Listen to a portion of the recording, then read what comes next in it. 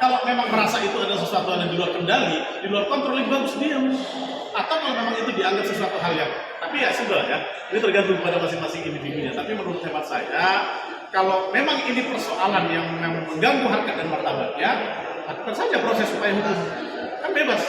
Tapi kalau setelah dilakukan satu aksi ya, yang sudah ditonton segala penjuru di media, tapi tentunya ini menjadi satu tontonan yang menurut saya ada yang baiknya, ada yang tidak baiknya. Yang baiknya silakan masyarakat meniru, yang tidak baiknya silakan dipisahkan. Karena sebagai advokat yang mampu visium global, kita harus menjadi teladan di dalam menyampaikan narasi atau apapun di ruang publik. Tentu kita harus menyatakan diri untuk menjadi contoh yang terbaik. Ketersinggungan orang itu ya dianggap tidak masuk substansi ya, karena memotong dengan kata jangan kayak supir angkot. Gimana nih Bang, apa seorang lawyer mengasih statement itu tepat dengan ruang publik ini? Ada bahasa yang lebih sederhana. Kalau kita mau debat, kita juga biasa debat di TV ya. Kita juga biasa untuk melakukan satu kritisi terhadap lawan debat kita. Tapi bahasa yang seperti itu menurut saya harus dievaluasi. Kan kita orang advokat diajarkan untuk menggunakan SPOK, subjek, predikat, objek, kalimat, bahasa Indonesia yang baik. Maka diharapkan sebagai seorang advokat, baik di dalam pengaturan kode etik advokat, harus menguasai penggunaan bahasa Indonesia yang baik. Mungkin bisa dengan bahasanya, mohon maaf saya masih bicara, gitu ya.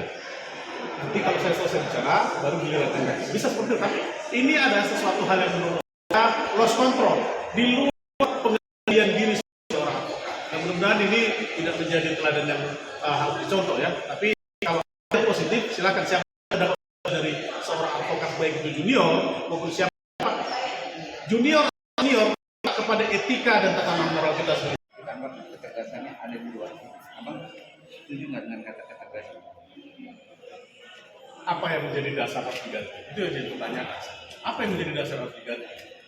Tentu kewenangan daripada untuk melakukan penggantian terhadap majelis itu bukan menjadi kewenangan daripada kita sebagai peserta pengadilan. Itu adalah ditentukan oleh pengadilan itu sendiri. Ya kita hormati saja. Saya pikir tidak ada sesuatu hal yang terlalu berlebihan ya. Tapi untuk ketegasan memang harus ya Bang ya? Ya, memang kalau pengadilan, malah kita berpikir, andaikan memang metode seperti ini dilakukan secara terus-menerus, ini justru melakukan penghormatan setinggi-tingginya terhadap dunia peradilan. Dan kita akan merasa enjoy apabila memang mekanisme protokoler atau ketegasan atau aturan dan ketentuan yang dilakukan seperti ini adalah sesuatu yang positif ya, bagi kita sebagai seorang praktisi hukum. Sekali lagi Bang, kemarin Mbak Isdin sama lawyer yang paling menunjuk di suatu tempat logika. Nah, Bang melihatnya gimana nih? Jadi ini kembali lagi kepada akhlak daripada masing-masing individu ya, dimana itu kan ditonton publik. Tentu kita sebagai pemangku visium global tidak siokianya melakukan hal yang sifatnya menunjukkan satu tindakan-tindakan yang patut diduga. Ini adalah konsep yang tidak sesuai dengan kita sebagai pemangku visium global, sebagai advokat yang bermartabat. Dimanapun kita menyampaikan pendapat tentu harus beretika dan memiliki akhlak. Jangan menjadikan ini seakan-akan menjadi panggung ya untuk menunjukkan kita ini menjadi seorang lawyer yang hebat. Bukan begitu. Sampaikan saja. Kita melihat lawyer-lawyer senior itu ya. Kita melihat lawyer-lawyer senior, ada Prof. Otto ya, ada Tony Mulya Lubis, terus ada beliau Adnan Nasution yang sangat kita hormati. Ya, seperti itu modelnya. Sampai harus jika seperti itu ya menurut saya ini harus menjadi satu pembelajaran bagi kita sebagai sesama advokat agar silahkan ditiru mana yang baik dan mana yang tidak baik.